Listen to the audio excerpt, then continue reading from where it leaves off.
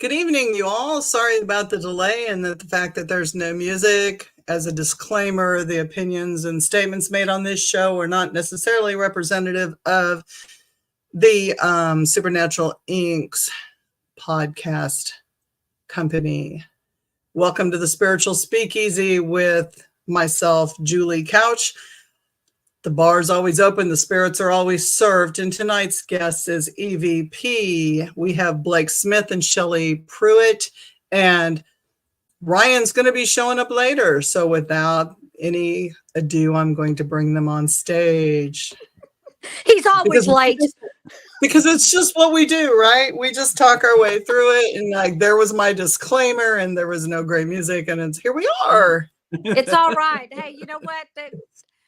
If we had $1 for every time we screwed something up, it's like, oh my gosh, very rich people. You know what? I just say it's a spirit thing, right? Like they'll either show or they won't show, exactly. And the music's either there or it's not there, and who really cares if it's there or not there, right? Exactly. Hi, Carol. Hi, Damien. Hi, Greg. We got the show going. Tell us about yourself. What is it you guys do? Take it away, Shelly. Start. Oh, okay. Take it away, Shelly. Well, we're Everything Vaguely Paranormal, and we are the group consists of me, Shelly Pruitt, Blake Smith, and Ryan Roberts. They are my partners in the paranormal. Together we have about over 30 years of collective investigative experiences, and we kind of got together because we all have a singular location in common, and that is Yorktown Memorial Hospital in Yorktown, Texas. I was leading a tour group there, met Ryan. He came on his birthday, loved Ryan whenever I met him at Yorktown, brought him on the team. We met Blake 6 months later, whenever he came for his birthday to Yorktown to investigate.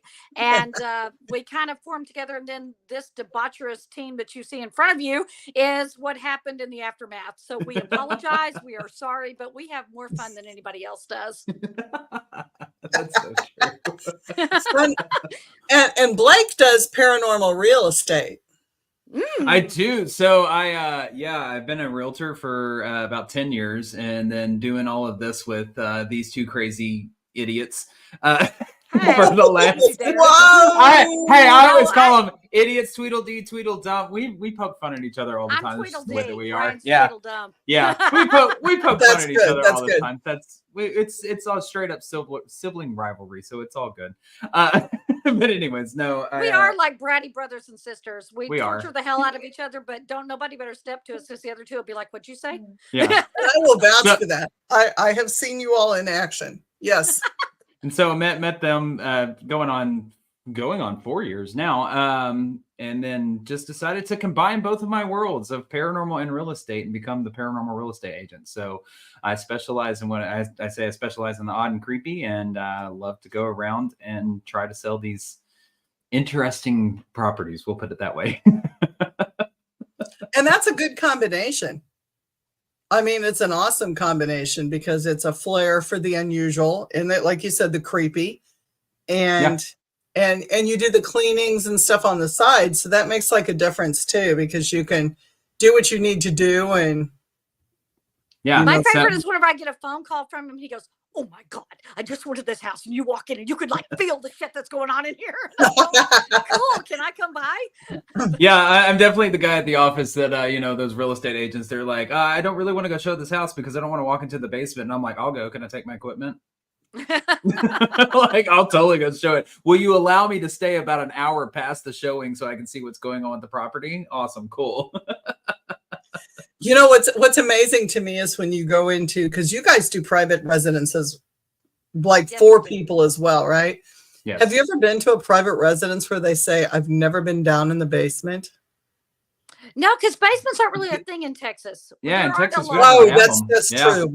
Because of the water table and everything like that. No, just, we have tornado shelters. They're usually detached from the house. So. Oh, okay. I always figured it's because like Houston is where I go with my son. So like everything floods in Houston. There's like what we would call a 1-inch rain, which in Jefferson City might clog a few drains. but then it doesn't do anything else. And in Houston, like, it gets fucking knee deep and cars are sliding and there's accidents and there's no place for the water to go. So I just Yeah. assumed it was a water table, road drainage type of thing that was not. Depends No. on the side. Depends on the place in Texas, because I'm in the Yeah. DFW area, and Blake is in the East Texas Longview area, and Ryan is down in Austin. So Okay. it just depends on the area, because East Texas got that clay, that red dirt, that's just a clay base, and so it's really hard to dig down into that to That would make a make sense. basement. So up here, we did a private residence here in Jefferson City, and the lady was like, I've rented this place for, I think she said 8 months or something, 6 months. And she goes, I've never been in the basement. It creeps me out. And I'm thinking, you don't know what's in your basement? Yeah, right. Like, I mean, not just spirits, but like mold. Do you have a leak? Well, Is there, you know, like, animals, like, well, did they leave the stuff before? That to Yeah. me is so scary that you don't know what's in your basement. Like, I would have to know what's in my basement. I would Maybe just it's a have to don't know. ask, don't tell kind of thing. Where it's like, yeah, I'll leave you alone. You leave me alone up here, okay? You just stay down there in the basement. And so you guys recently did something. You went to a house. Did you get a doll at that house, or what happened? I've heard a couple things. So, like, I follow you guys obviously on Facebook, but there was something about it was a really like a traumatic couple weeks or a couple of Would nights. you like to introduce her to Brenda? Yeah, I can. Ryan. There's Ryan. Ryan. Hi, I finally let me in. I was able to get in. We're all good now. So Yeah. yeah. So, okay. So, where do I start on this? All right. So, one of the things that I've always wanted to do with paranormal is to start to collect and create this haunted object, haunted artifact collection of mine. And so, we have these friends that they go around with us and they investigate quite often with us. And so they messaged me, and they happen to be in the same town I'm in. And she said, I have a doll. I need to get rid of this doll. There is something with this doll. I have met this doll before at an investigation. They brought her with them, and I got to investigate around and with this doll. And anyways, her name is Brenda. But what ended up happening was this lady that had her previously said that she was having very horrific dreams, very surreal, horrific dreams that were playing on her fears, like fears of snakes. Like in her dream, she'd have snakes fall out of the ceiling on top of her, and she could not move. And so all this stuff. And so she feels like the doll was trying to harm her family, harm her daughter, all this kind of stuff. And so she said, I just need to get her out of my house. I need to get her out of my life. And I said, hey, that's not a problem. Yes, I can come and take her. She goes, I would rather her be with somebody who has experience with the paranormal and spirituality and things that can kind of contain her, if you will. I said, not a problem. And so I went and picked her up. Now the crazier part is in the car, which I did. so happy Yeah. about. With you in the car. Yeah, with you in the car. And anyways, 2 days before I went to go get her, I'd been talking to this lady about picking Brenda up. And that night, the next night after I had the conversation about getting Brenda, I had one of the most surreal and most horrific dreams I had ever had, where I was laying on a table, strapped to a table, arms out, like this. And I could see this face forming that was like peeking like at me. And there was this dome shaped, something above me, and it kept popping in, popping out, popping in, popping out. And I was screaming, and I could tell when I woke up that I would have been screaming in real life, in my dream. And so, of course, in my head, I'm like, I got to go get this doll now. I got to have her. So She was saying, hey, Blake, what's up? Yeah. So Yeah. I did. I went and picked her up, and this is Brenda. So when I got to investigate with her at Old Park Hotel in Ballinger, Texas, she did give me a little bit about her, and just holding her and being around her, I do feel that there is. It's so weird to see her on the screen with me right now. Anyways, if her head starts going back and forth, I'm chunking her. I'm sorry. I would say she's just looking at me, but she has no eyes. So Well, I realized that. Yeah. Really, really, really interested me about her. I got sent videos of the previous owner kind of doing a little investigation with her, and she said that the windows are the eyes of the soul. Eyes of the soul to the or windows the of the soul. eyes are the windows of the soul. Yeah, thank you. And Yeah, she's like, and she says, how come you have no eyes? And you hear a voice come through clear as day. She says, because I have no soul. And So the eye next to you is different. so you can kind of see There's she no does. eyeballs. Yeah, Yeah. there's I know, none. but it's okay. So it's Uh-uh. the, oh, wow. Yeah. I'm So glad she you has no won't, eyes. because I won't.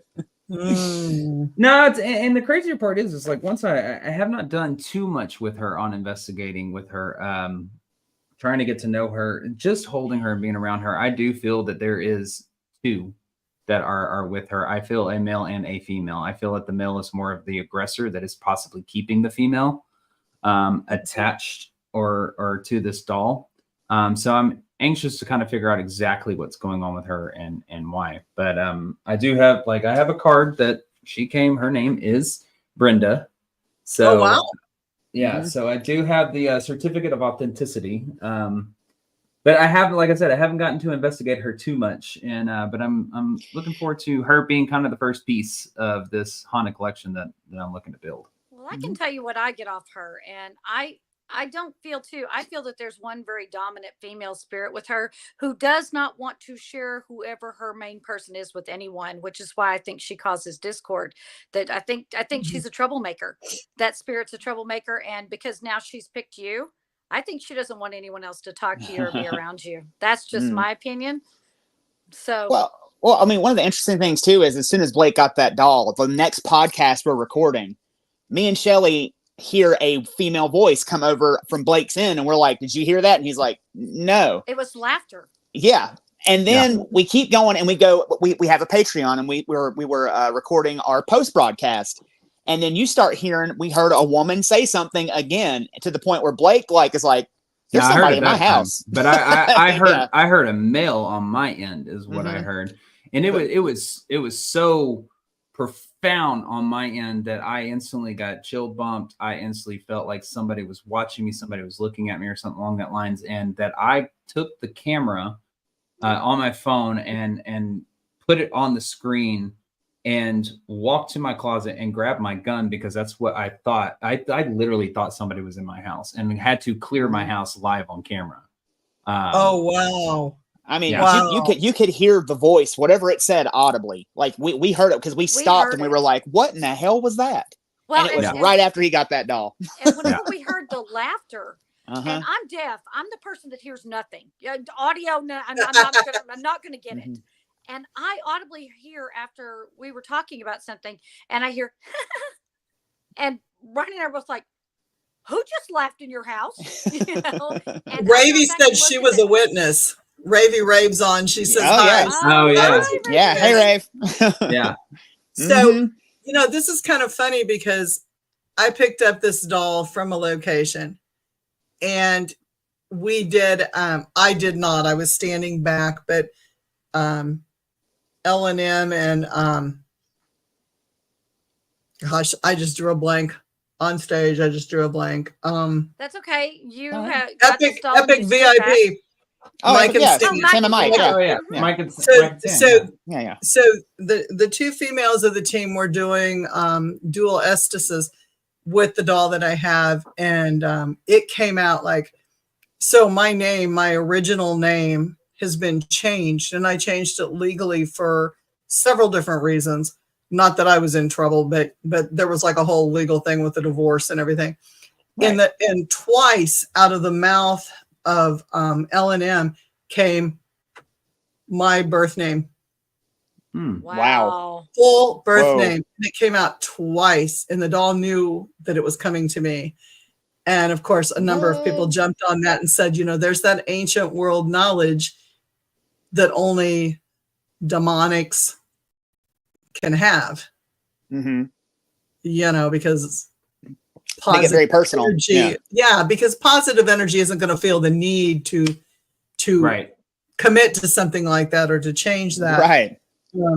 And every time I handle her, and I do have her, and she's on lockdown, but I was warned very heavily that she is not to be part of the family. She is not to be included in things. She is not to sit on the couch and watch TV. She's not to go on road trips. She's not to take part in anything like that, because it builds that energy. And when I handle her, I am a completely different person. My eyes change completely. I'm kind of like, if I had pants on, I would jump up and go get her just to bring her on. But there's probably a reason that I'm just like, dressed the way I am so that I don't go get her and they can interact. But that's really interesting that Shelly picks up on, she wants you exclusively and does not want you to be around other people. And I feel that very, very strongly as well. I mean, she will do everything she can to alienate you from the group. She does not want you. Chris, my husband, got on. He said, sounds as if the doll is manipulating you guys in slightly different ways. Absolutely. I mean, that's I will say honestly, like, since I've had her in the house, I have not handled her too much. She did come with the box, and I've kept her in the box as much as I possibly can. She's just been basically sitting in this room that I am in that has the most protection in it and all that kind of stuff to kind of tamper things down. And I have not, since I've gotten possession of her, had any issue with her thus far. I haven't had any additional dreams. I hadn't, none of that crazy stuff. So there is somewhat of a, I don't want to say comfort, but comfort around her at this point right now. Go ahead. I was gonna say Shelly begs to differ. I'm going to tell you, whenever he went and picked up that doll, the second she was in the car, I was worried because we were driving back to his house to put her in his house.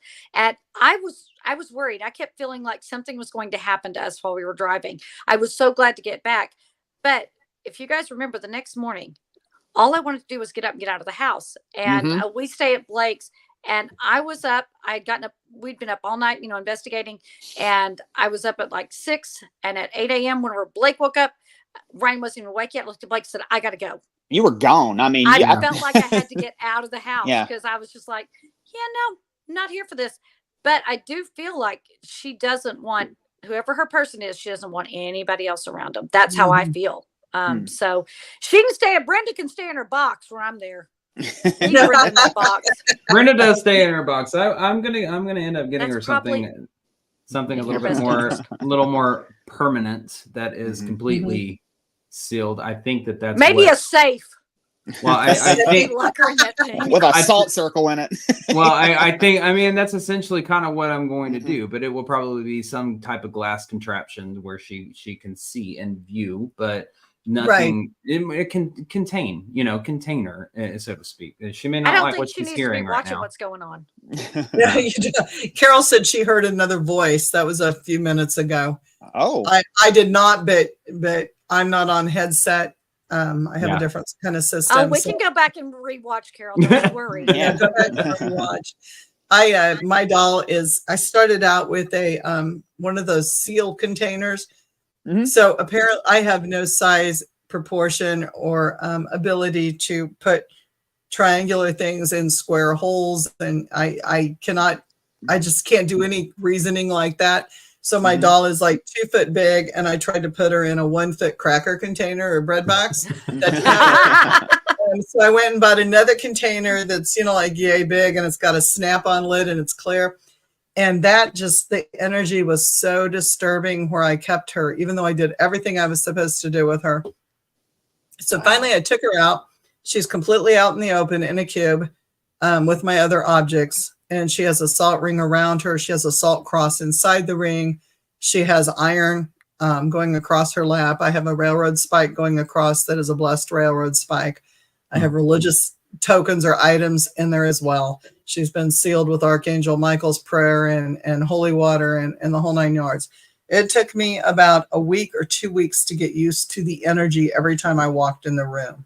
She has the ability to see everything that I do in that room, as well as my spiritual work. Excuse me, but I also have an altar system set up catty corner from her with my doll. That's a vessel that I put something in. Parallel or catty corner from her. So my doll is watching that doll. Yeah. It's like, so I'm not sure if that's good or bad. Mine has a Damascus steel blade. I'm not sure if any of this is good, but it's much more comfortable. But I don't acknowledge. I'll look at her when I come in, but I don't speak. I don't give attention because I'm not going to say I'm afraid, because afraid is a whole different ball game. I Right. don't want to feed it anything more than what it Right. has. Right. Right. You just I don't agree. want to Well, encourage and it. that's one thing that I've been asked over and over again. Am I afraid of her? I think that saying afraid, I'm with you, Julie. I think saying afraid is too strong of a word. Yes. Yes.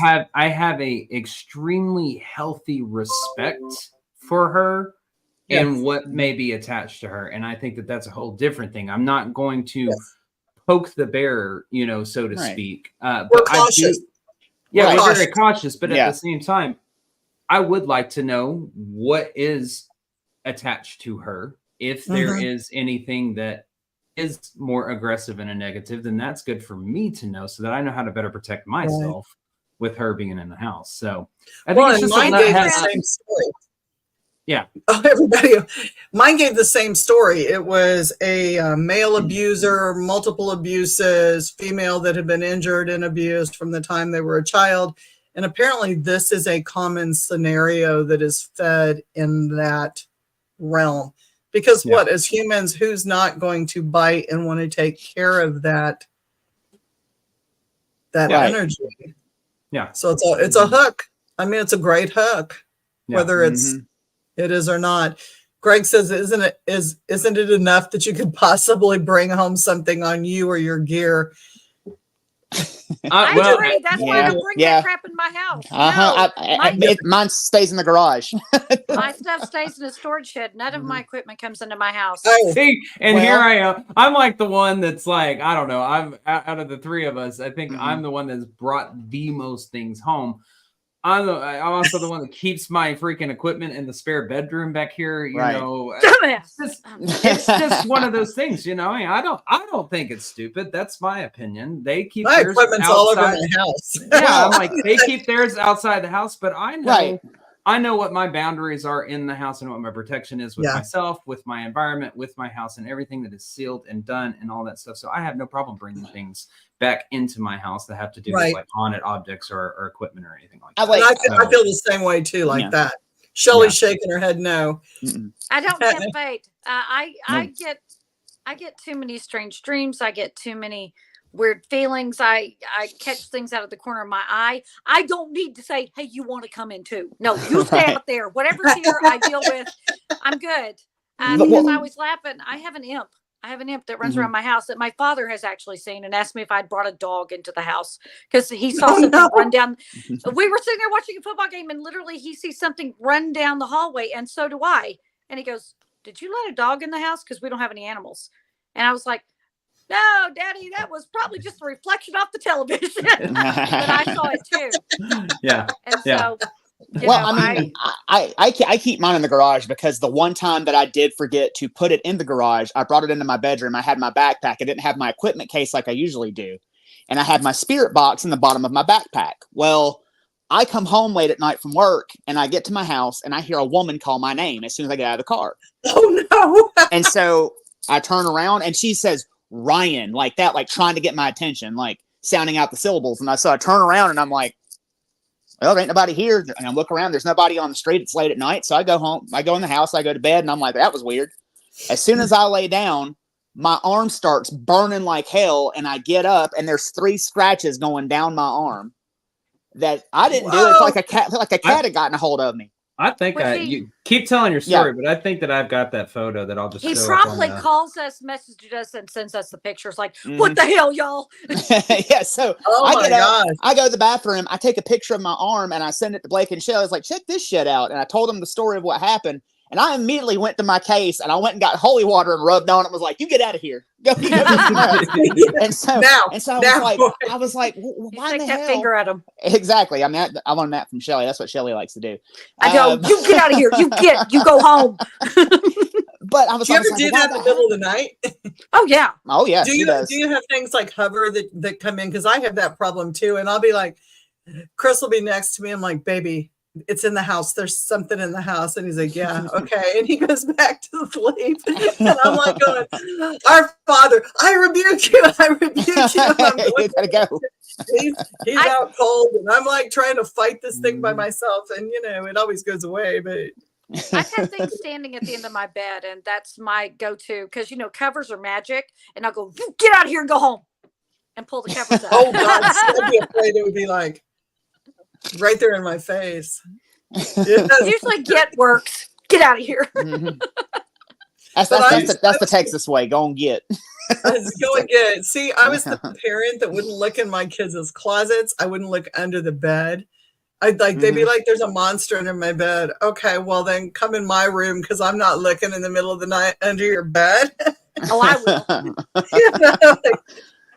You're like, no, because now I'm freaked out, and I got to lie to you and tell you that there's nothing under your bed, there's nothing in your closet. Just go back to sleep. But I'm damn sure not going to look under your bed. And that one time you get dragged underneath there, you wish you hadn't. No, I look under the bed. My obsidian's good. Getting all these little comments. Damien says his haunted rocking chair sits next in his living room. Yeah, that's the kind. My stuff just is hanging around. I think I got one of those as well. Not a rocking chair, but I do have a blue chair that actually is in this room as well. That Brenda actually sits in whenever she's just hanging out. That it's the only hangs out. Yeah, it's the only item in my entire house that I have a little miniature 5-pound Pomeranian, and it's the only item in the house that she's ever just looked at and done that real low growl that I've only ever heard twice. And whenever I'm like, I look over him because I don't hear that all the time. So I'm like, the fuck? Like, and she's just, and I would look at her. I'm like, no, ma'am, you better quit. and I've seen that. I can attest to that. Oh yeah, she totally let me know. Yeah, I've seen that little dog go and stare at that at that chair, just sit there and stare at it. And I'm like, what is your dog doing? He goes, I don't know. She'll be fine. Let's just pretend like that's not happening. If we talk about it, it makes it real. It makes it real. Right. Mm-hmm. Damien said, do you not try to communicate and learn its story? Not in my house. No. In a location, I have no problem doing that. But I don't necessarily want to do it in my home because, that's your space you go to kind of decompress and not have to worry about that sort of thing. That's the last thing I want to have to worry about is shit flying around in the house if I'm just at the house on my own. So not live at it. Exactly. Well, and there's rules to that. A lot of people don't follow the rules, and rules are loose in our field. Right? Everybody has their own rules. That's the scratches on Ryan's arm. Yes, straight down my arm like that. Yeah. But look at the curve to them. That's got a that's got a whole curve thing going on at the tip. Right. And I did not do that to myself. Went deep. Yeah. No. Yeah. Wow. Yeah. So doing some of the stuff that we do, you don't do tarot cards in your bedrooms. You don't do readings for yourself in your bedrooms. Bedrooms are sacred spaces.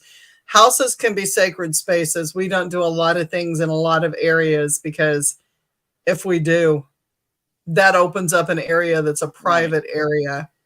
We have enough trouble. For me, I know that these two don't.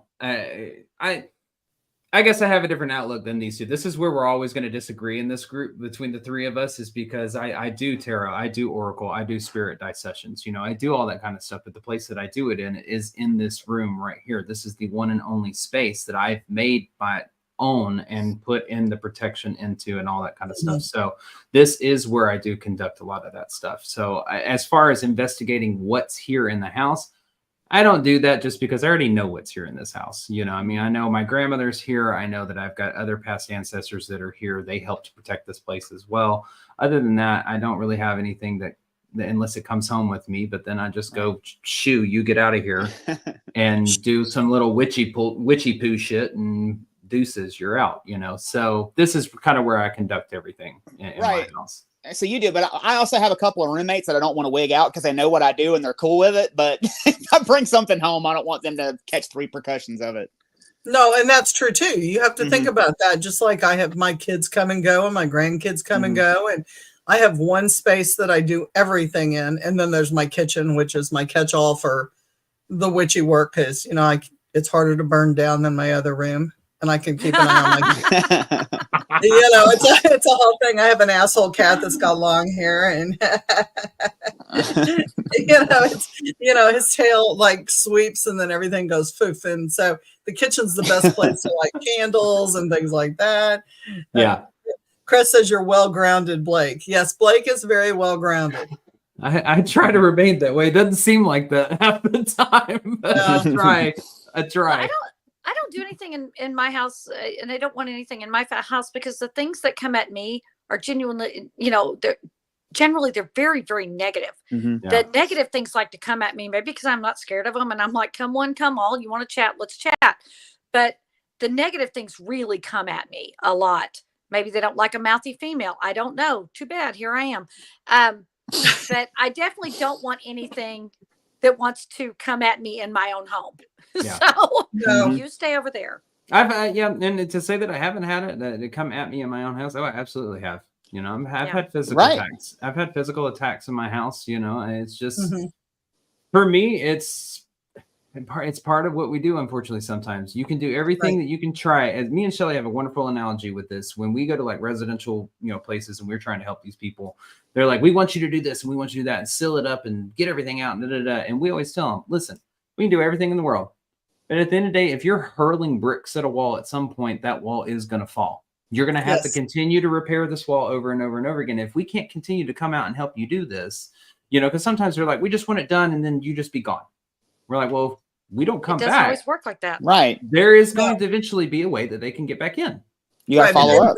Especially if you're bringing the causes into the place. I mean, that's a whole, through anything that you're doing. Yeah. Yeah. Or if there are two that agree and that it needs to go, and one that's still messing around with things they don't really understand, they're inviting it back in. They're going, we built the wall, but they're like, oh, look, here's a window. Come on back in. That does us no good, or them any good. Yeah. True. Damien wants to know, are you all religious? If he can ask that, and why, and that's why you may be targeted. Who want to go first? I can go first. Right. I am not. I'm definitely more spiritual based. So just give you my back. I'm very open about religion and spirituality. It doesn't bother me. I was raised Baptist for most of my life, and then at about 16, I started questioning everything, and they didn't like that. So I just continued to question everything and decided to search out on my own. I found Wicca at a younger age, and that was more something that was attractive to me, that fell along and aligned with my personal belief system that I believed at the time. Since then, it has evolved. I follow a more pagan path, very nature-based, elemental-based, and doing that kind of stuff. And working with energies now is the next thing that I'm working on now. I've always had something that I couldn't explain from a very young age of feeling certain things that just never made sense to me. And it wasn't really until I got to these two that they were like, "Hey, no, you feel that? That's cool. Like, run with it, go with it." And then started meeting all these people at Paracons are like, "You've got something, roll with it, just be open to it." And so that's led me down different paths and different directions of looking into more spiritual aspects and everything. So I guess I'm just more nature-based spirituality, I guess you could say, element-based. Mm-hmm. How about you, Brian? So I was raised going to church when I was a kid growing up. And then about 16 years old, I started questioning everything as well. And I'm a total punk rock kid. So I was just like, I'm not going to church anymore. And so I continued to question and continued to kind of look into other avenues of what was out there. Ultimately, I still kind of hold on to some of the beliefs that I had growing up, but I'm extremely open to any and everyone else's belief. I think that it all has to do with intent, what you're trying to accomplish. So if I were to put a label on it, I guess it would just be spiritual. And me, I grew up Methodist. We're not quite as strict as those Baptists are. You can go to church one time, once a week, and you're all good for another week. I grew up and I actually was a Sunday school teacher until I was up college, and I had always kind of had questions, but I didn't subscribe to the patriarchal hierarchy where there is a man named God in the sky who's going to punish me if I don't do this exactly right. That's not the way that I interact with people. I try to come at people from a place of like, hey, I love you. I like you. Tell me all about you. I want to know everything about you. I don't, because in my opinion, there's nothing my child could do to make me not love him. So if this all powerful man can cast someone into hell because you did something wrong, if he's truly the father, wow, how could you condemn your child to that? So I don't necessarily subscribe to the patriarchal hierarchy. I believe that there's a higher power. What I'm going to call it, I have no idea. But I know that when I need strength, I call upon the higher power. And so what that is, I have no idea. But I do believe in energies and intents. And I am more spiritual, that I will call on the God, the goddesses, whoever's available and will answer the phone, come and help me. That's what I'm here for. So. Your phone a friend line. You have that multi phone a friend line. I got a party line going on. Who's going to pick up and listen in? Yeah. I would say as a follow up to that, do I personally think that makes me a target for my belief system and stuff like that? I don't think it necessarily does. I think that has to do more with, as these two have said, is intention of what is your end goal kind of like in all of this. And I think it's just kind of proving the existence of some of these entities that are out there. I do walk down some of the more darker paths out of the three. I'm into demonology, shadow work, and all that kind of stuff. And so, they don't necessarily really like you talking about them so openly, and in my opinion. And so I think that stuff like that is what kind of gets us more targeted than really just our set of beliefs. Yeah, I think that because the three of us, we refuse to be victims in a situation where there's something nasty. We're very much next man up. If one of us goes down, we regroup and the next one goes after to finish out whatever we're dealing with. But I think it could make us a target. That's where Blake and I disagree. I think it could make us a target. Just like if you're talking that they are as they were in death, as they were in life. Right. Then someone who didn't like someone who was religious, or someone who didn't like them. I think that just being who we are sometimes makes us a target. I don't think our religious beliefs make it one way or another. Right. But again, I'm all about bring the force of all. Why have one when you can bring all? Let's bring the whole army. Sure. And every religious belief, I'm here for all of them. You tell me what they are and I'm in. I want to learn, and I'm going to incorporate that into who I call on for help if I need it. Well, and the stories. Go ahead. I'm sorry, Julie. No, go ahead. I was just saying, sorry, go ahead. I think there's a lag. I'm sorry. The stories are all the same. Within all of the religions, the stories are basically all the same. Mm-hmm. Right. A higher power. They're just told a little bit different. Yeah. They're just told a little bit different. They just call it by a different name. Mm-hmm. Mm-hmm.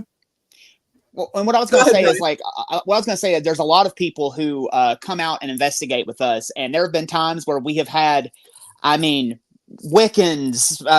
Reiki healers, Christians, Satanists, like whoever, but if something happened and like everybody has gotten together and pulled together to help someone out of a situation. That's right. So it's pretty interesting when you think about it that way, like how everybody, it's all setting the intention to try to do whatever it is you need to do in this field. And the collective comes together often.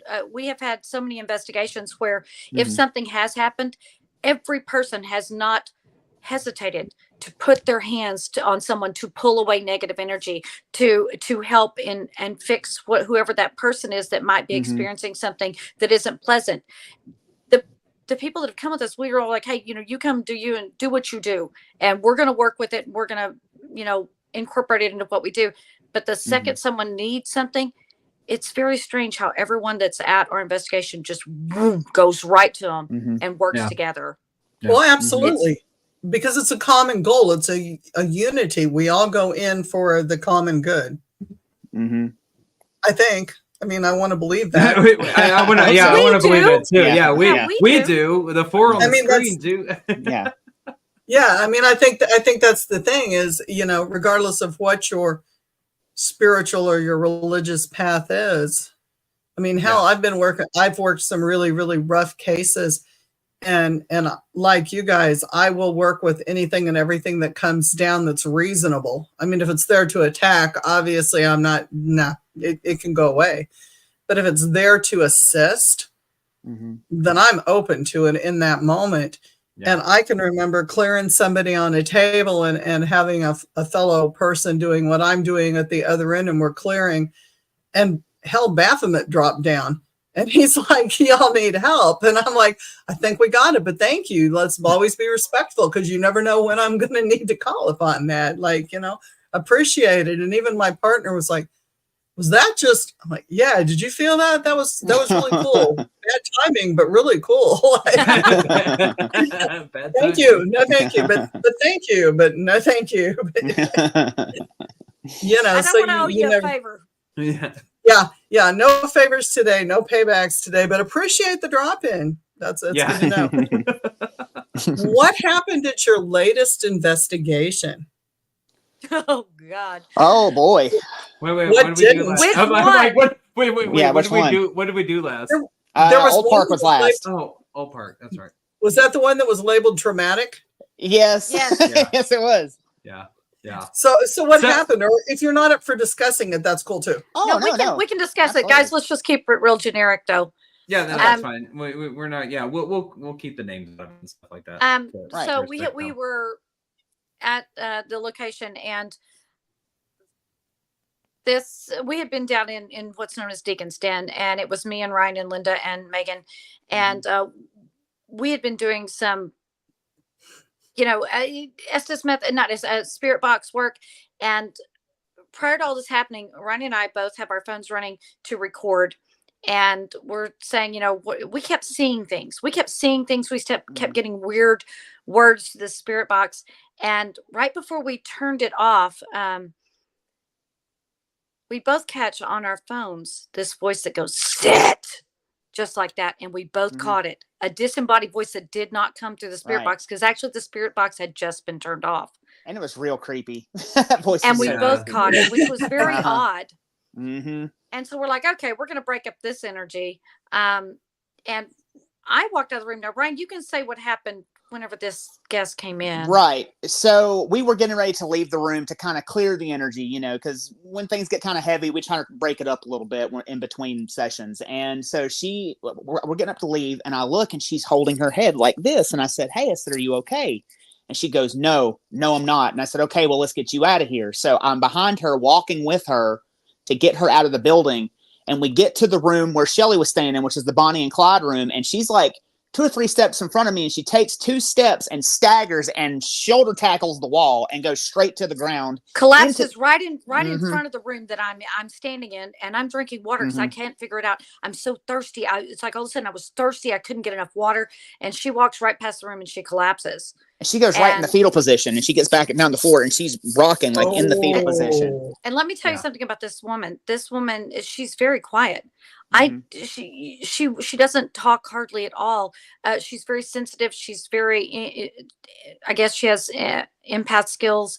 But whenever she went down, Ryan yells, and I see Ryan in a panic. He's like, "Oh my God." And I step out, and I just wrap my arms around her because Ryan tries to pick her up. She has jelly legs. She can't do it. I'm like, let her down, let her down.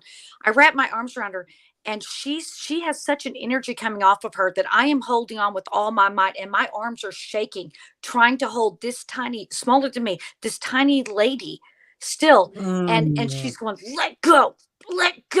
And I'm not. And she starts to punch me in the rib cage. She just starts to hit me in the rib cage. And no, not because this lady is not like that at all. And I was like, "I'm not letting you go, so stop it." I see Sal and Linda, and I yell for Sal. I'm like, "Sal, come here." I'm like, "Sal, I need you." And here comes Sal, and here comes Linda, and they come running over, and they begin to try to pull this off of her. And Sal is pulling, and it's all I can do to hold her still. And I was like, "Stop fighting me. I'm not letting you go." And she's just like, she can't speak. The thing she's saying is very aggressive. And Sal is pulling this energy from her because he's a Reiki healer. And Linda is an ordained minister and ordained through the Catholic Church, legitimate ordained minister. She's trying to pull this stuff off of her. And Sal begins to act strange, not like Sal. And Ryan, so you see this happening. So Sal tries to stand up, and he goes jelly legged, and Linda grabs him on one side, and I grab him on the other side, and we have to like push him to get him up. And Sal never does never anything seen like Sal that. Like go I've never down. seen Sal go down ever. So we're like And trying Sal's rocking. Can't Yeah. maintain his balance. Oh, yeah. And he's like rocking on his heels. And like I said, he gets But- jelly legged. And so then me and Blake, we had to pick Sal up and take him down the stairs and get him outside. And, So and while by now, at this point, when this is happening with Sal, everybody that was at the investigation is doing exactly what we just said a while ago. Everybody has come out into the hallway. We've all got hands on this lady, and we're all now trying to pull some of this energy off of her because she's just being crazy, just almost to the point of being taken over. And I just remember looking up and seeing Sal like hunkered over Linda as Linda's trying to raise him up. Mm-hmm. And that's when I jumped up and got with Ryan and started to help get Sal so out. they of the building. take Sal down. That leaves just me with her and her husband, who is obviously and understandably freaking out. And I'm looking sure. at him. I go, have you ever seen this? He goes, I've seen her be affected. He said, I've never seen her go down. And he is trying so hard to stay calm. And I'm hanging on to her. And then another girl comes up and she's putting her hands on her. And this energy, everything that is on her is like just bombarding me, because I can't just put on one hand and siphon it out. I have my whole body like trying to absorb everything that she's got. And it's not easy. And she is strong. That was so crazy. She is so strong. Finally, they come back up and I'm like, Sal, okay. And they're like, yeah. And I'm looking at her. I'm like, can you stand up? And she finally is like, yes, she can. They take her outside and I'm wiped. I'm sitting there in the hallway. I don't even think I stood up. They got her down the stairs and I couldn't even stand up. It was like I got hit. Again, I needed water. That's all I wanted. I was drinking water. And now you guys can tell them what happened, because you guys got her outside. Sal is on, there's a tree to the left when you walk across the field across from Old Park. And Sal is behind this tree, just like puking everything up off of his stomach. He is retching on the ground after pulling whatever this was off of her. And so I take her over to another tree to the far right. And I was like, look, you need to ground yourself, like here, like touch this tree and try to like take whatever it is, like visualize, like push it into the earth, push it into this tree, get it off of you. And she's like, I don't know, I feel kind of funny. I was like, but you need to do that. And so she starts doing it, and then she's like, it's not gone. It's not gone. And so I run and grab Blake, and Blake, you had run aside and grab Shelly, right? No, not at that point. I mean, basically at this point, it's another whole, I think we were out there for another hour to an hour and a half trying to pull this. I mean, we could be here all night talking about everything that happened during this whole little event. And basically all it was after that was we were trying to all at different times, like we think we'd get it down, we think we'd get it gone, and then she'd be all right for a second, then she'd go, it's not gone, it's still here, it's not gone, it's still here. And it was the second time that happened that I had to run back inside and grab Shelly. And I'm like, it's not done. Like and Shelly's like, I got nothing. I didn't think I had anything left to even help with, because it was like, I got bombarded. And one of the most odd things too is while they have hands on her trying to get this thing off of her while we're outside, you could put your hand close to her and can feel the heat generating off of her, like hot to touch on your hand. It was like touching a stove. Yeah, it was freaking weird. So we can wrap this up. I mean, I get back down there and I see that Sal has dropped, that Blake has dropped out, that Ryan has dropped off. It's just Linda and Rhonda and another person that's got their hands on her. And I'm like, well, there's a free shoulder, and that's the one that's away from her heart. I'm going to go see if I can pull what's left off. And so I got my hands on her, and you can just feel this. And she is shaking. And all three, the other three that have their hands on her, they're shaking as well. But our Reiki healer's gone down. Blake's gone down. Ryan's gone down. Nobody has any energy left to put their hands on her and pull anything off. They just don't have it. And at one point, Linda's praying and using the rosary and everything. And all of a sudden she just goes, the girl does. And I went, and I felt like electricity that like just shot at me. And the girl that would have, thank goodness for Dana. Dana always remembers to have a camera rolling. Dana never took the camera off her. And you see my knees buckle, because I felt like this boost of like charge of energy. And I was like, there it comes. And it was all I could do to stand up. And then there was this one more sigh, and she goes, I'm kicking its ass. And then all of a sudden she just relaxed. And Linda did everything. She had no reactions to any holy relics or holy oil or holy water. And at that point, it was Well, gone. After that, she had no aversion Right. to that. Yeah. Prior For a minute she to did. Prior to that, that, she had. they were trying to put holy water, like Linda was doing, forehead and then go into her palms. And when she got to her palms, because I think Ryan, you were back inside, Shelly, you were inside. I was not there mhm. for that. Yeah. Yeah, I was standing right there watching Linda do all of this stuff. And when she hit the palms, like this lady just goes and just starts flapping her hands at Linda, trying to knock the holy water out. And then Linda just takes the holy water, slaps it in her hand, pushes her hands together like this. And she goes, I don't want it. And Linda clasps her hands around her and says, you're going to hold this holy water. Good for and her. just holds her Right. hands right there. And the second time that it wasn't gone, she was like, it's still here. Linda takes off for her car and goes and gets her rosary. Her blessed rosary, and then she comes back and she shoves that in her hand and wraps the stuff around her hand. Because she holds her there for a minute. Because she was trying to fight her when she did that too. Like, she had a big aversion to holy relics and holy water. It was determined that they did not stay the night. And this was all happened before 2 a.m. And we didn't want them to. She was vulnerable walking back in. And in all honesty, I looked at Blake and Ryan and I said, I have nothing left. I said, we can't investigate anymore. I said, I can't pull anything. I can't fix anybody. I go, I literally have nothing. And Blake was like, I have nothing. Ryan's like, I have nothing. Even our Reiki healer was like, yeah, I've got nothing left. We were all kind of standing outside and I'm on the ground, cause I'm like, ooh, cause whenever you have to like encounter something, it's really nasty and you're gone. You're spent. Yeah, I was on the ground trying to get anything else off of me. And I know that Ryan, you grounded yourself, Blake, and you grounded yourself trying to just push anything that was left off of us. Let's add a little brevity to the situation though, as we're all like trying to get this like grounding. A bunch of us are in the dirt, like hands on the ground. A cop has pulled someone over across the street and he's just standing there with his hands on his hips, just looking at us and looking at his partner while we're doing it's very much standing there. Like, it's like, what the hell are these people doing? What kind of party are they having? I wasn't concerned about him. I think Ryan was the only one concerned about him. It was funny though. It was funny. So what's the history of this place you were at? So Old Park Hotel, it's in Ballinger, Texas. It's been several things over the course of the years. It started as a bunkhouse for the railroad workers out west whenever it was first built. It's been a private residence at one point, way back when. The original house has been incorporated into this 10,000 square foot hotel now. And when I say hotel, it is not an actual running hotel. It is, you rent out the whole location, it's a venue. It's a venue. Investigate. And so it's been a hotel on several occasions, brothel on several occasions, antique store, courthouse, school, a saloon. It's been several things just over the music store at one point. And so I think just with the changing of the hands, over the years and the things that have been brought in there, like the antiques and stuff, it's just brought all of this energy with it, that has allowed things to, I hate to use the word fester, but fester, and grow and become more intense over time.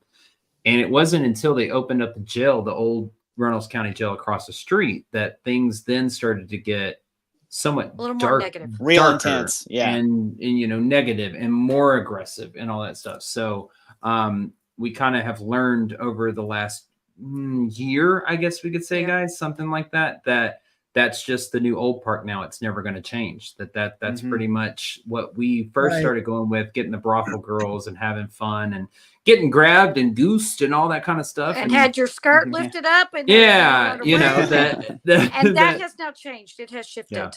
Yeah. So was there ever I've got people are commenting and I'm going to get to the comments in a second, but was there ever a psychiatric history there? Not to my knowledge. Not that I know of. No. Yeah. Not to my knowledge. Huh. Okay. No. Let me shoot out the comments being, and then I want to come back to that. Greg says, y'all should have rosaries doing your work. I think they actually do. It's a great location. Chris says, Ryan, you're the watchdog. Brandy said they had some weather. She just got on. Hey guys. Nice. We've got storms coming up through here. They've already been through us. Yeah. Oh yeah. The reason I asked you that was Shelly, you said a couple things that like clicked with me. One, you said you had excessive thirst. So the two places I go in my brain with excessive thirst is insane asylums with the water drinkers, the fluid drinkers. Completely overpowering. It's like a bad drunk with an aggressive drinker. They get superhuman strength. They're never satisfied with water, and they get crazier than hell. They have mad human strength. Something interesting, Julie. These two guys can tell you. Whenever I order food, I eat like half of it, and then I give them the rest of it. I'm like, yeah, I'm done, because I don't eat a whole lot at any time I sit down to eat. I'm a snacker. I want to snack here and snack there, but I don't ever eat a full meal. When we got there, I got to that location that night, I could not get enough food. Okay. I ate and ate, and I couldn't get enough water, and it was water, and I usually drink soda pop, and it was just water. I mean, Ryan even looked at me because I have never seen you eat that much. She was ravenous. Yeah. I mean, just absolutely. Every time you turned around, she had something to eat in her hand, and she does not eat that much at all. She's like a bird.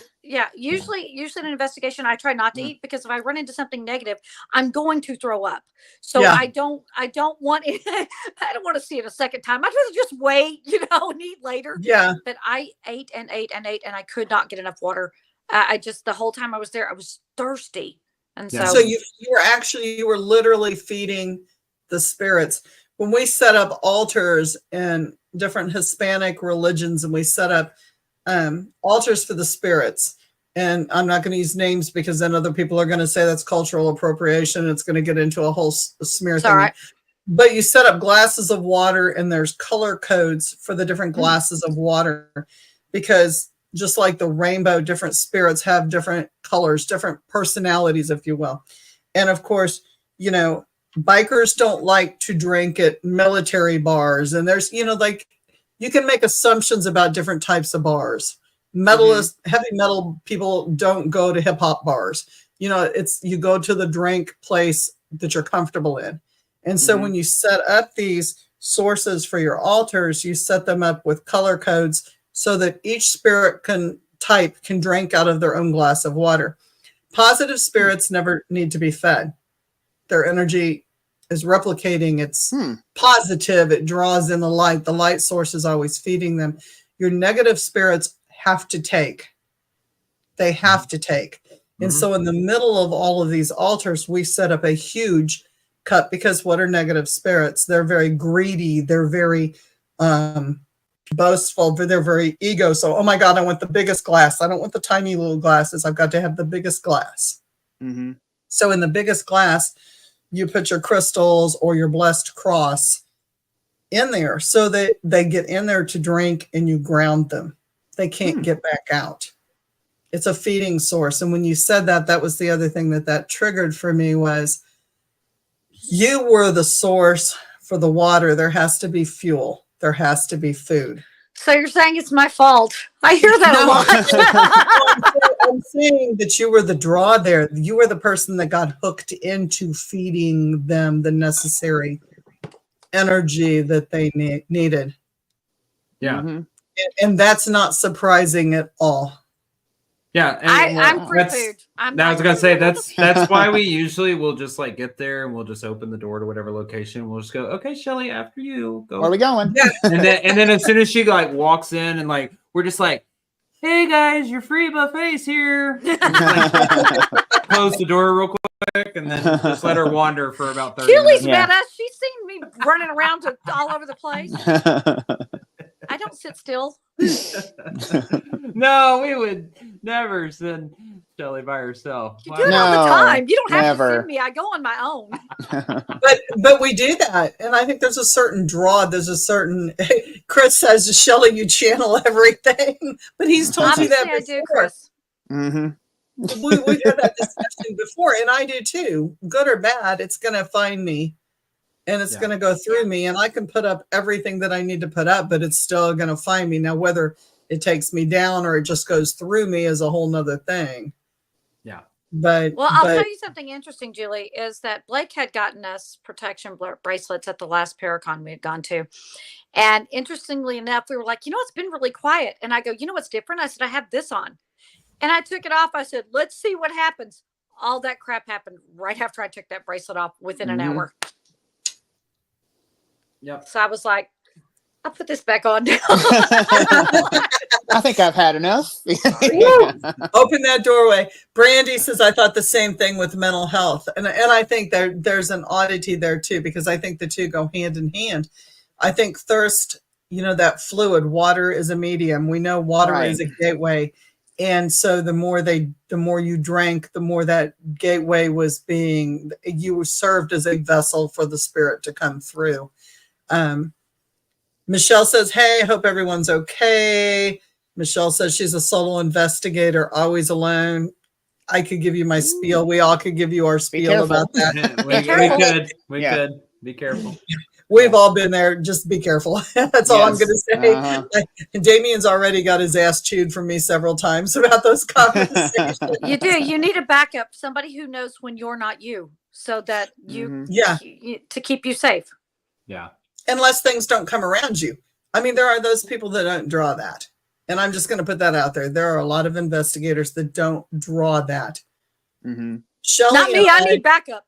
I have to have backup every place I go because my eyes are the key. And if somebody isn't watching my eyes, I'm screwed. Because I will tell you anything to get out of something or to walk away and have something on me. I think that's what and not know that I'm doing it. That's what I love about investigating in a group, especially with these two. At the end of the day, you don't do over 95 investigations with somebody in the last 3 years without forming a huge, special, very codependent bond. Yeah. And that's what we have, because I know when the lights go out and all shit it all breaks loose and it goes to hell. I ain't got to worry about it because these two down below me and they got my back. And I think that's a very powering feeling to have whenever you walk into a location. And I think that allows us to be able to relax a little bit and be able to receive a lot of this evidence that we've been able to capture, because we know that no matter what, the other two have your back, regardless of what happens. And we also have that agreement is like, if one of us says something is wrong, we need to move.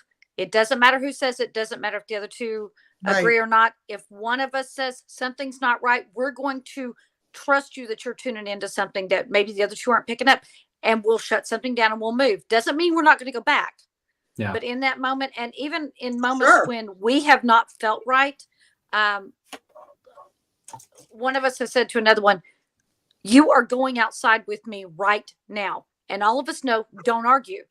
Like, now, no offense, we probably ain't going to be able to drag Ryan out, but Ryan could probably pick up either me or Blake and force us to go. So we don't want that kind of embarrassment, but we all agree. If one of us says, you need to go outside right now and get out of this building, we go. We don't argue. It might take them a second to go, you're arguing with me. Remember our agreement? You go outside.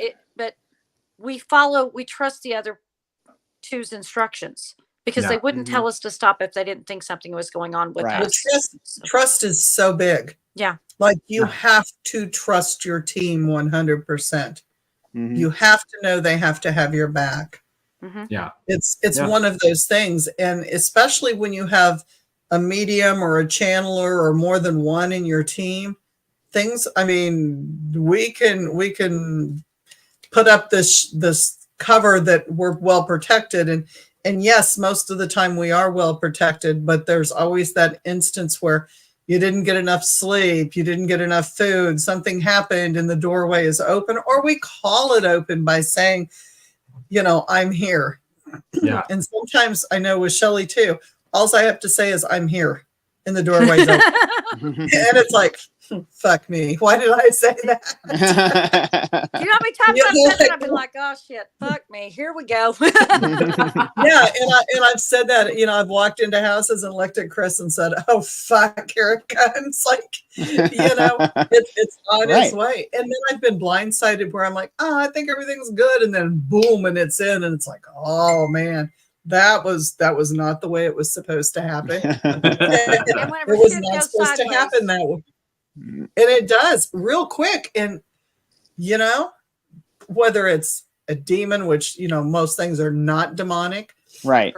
But your negative energy can hit you so blindsided that like you said, the next thing you know, you're jelly need and you're puking your guts out, and you're not who you are, and things have changed very, very quickly. It's not even, and sometimes it can be so subtle. The craziest experience, and still has kind of rattled me to this day, still is another investigation at Old Park Hotel that we had. I still to this day have about 4 hours worth of missing time that I cannot account for. I have no idea what happened. I have no idea what I said. I've been told what I did and what I said. It wasn't me. And it's things like that, taking that little, noticing those little subtle changes over time to get people to realize, like, this is not you. This isn't you. Right. So.